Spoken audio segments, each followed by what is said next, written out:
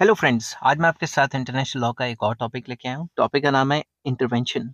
Intervention क्या होता है, इसको डिस्कस करेंगे। डिस्कस करने से पहले बता दूं कि बाकी इंटरनेशनल लॉ के टॉपिक्स के लिए आपको डिस्क्रिप्शन में लिंक्स चेक करने पड़ेंगे, जिसमें पूरी प्लेलिस्ट का भी लिंक मिल जाएगा। चलिए शुरू करते हैं।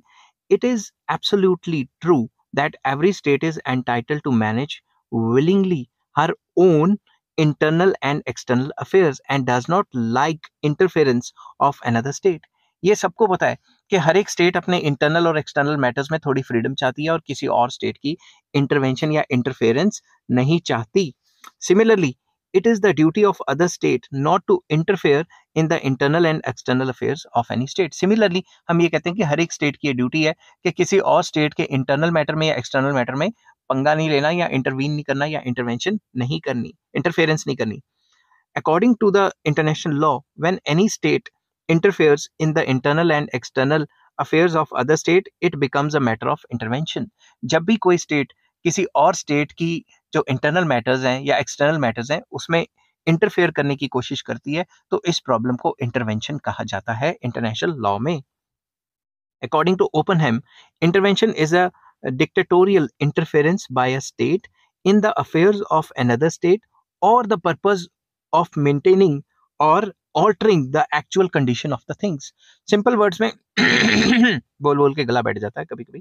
तो इंटरवेंशन क्या है? ये डिक्टेटोरियल मतलब इंटरफेरेंस है, मतलब धक्के से इंटरफेरेंस कर रही है, जबरदस्ती इंटरफेरेंस कर रही है एक स्टेट, मतलब एक कंट्री दूसरे कंट्री में। पॉलिटिकल साइंस में स्टेट को कंट्री कहते हैं, मतलब कंट्री को स्टेट कहते हैं। तो एक स्टेट दूसरे स्टेट के इंटरनल एंड एक्सटर्नल अफेयर्स में जबरदस्ती जो है अपना इम्पैक्ट डालने की कोशिश कर रही है, उस चीज को इंटरवेंशन कहा जाता है ओपनहेम के हिसाब से। अब इसेंशियल एलिमेंट्स क्या है इंटरवेंशन के? It is forcible and dictatorial. मतलब डिक्टेटर की तरह हमें बताने की कोशिश की जाएगी, दूसरा कंट्री हमें बताएगा ये करो, ऐसे करो, वैसे करो। क्यों भाई? ठीक है।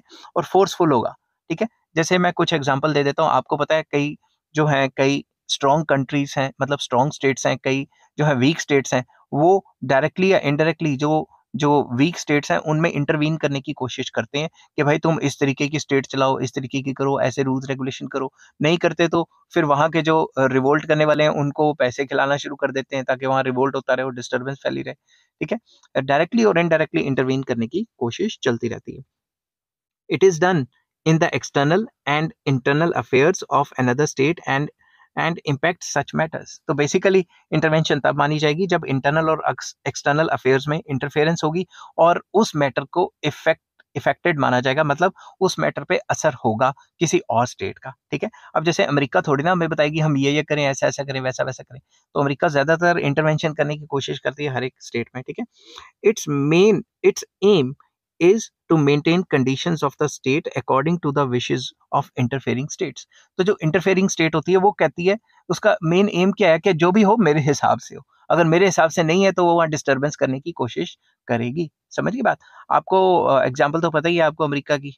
ठीक है ना। अगर आपने इंटरनेशनल हिस्ट्री पढ़ी है कि अमेरिका के हिसाब से चलेंगे तो ठीक है, नहीं तो वो इंटरवेंशन करने के लिए डायरेक्टली और इनडायरेक्टली बैकडोर से कुछ ना कुछ पंगे करवाती रहेगी कंट्रीज के अंदर।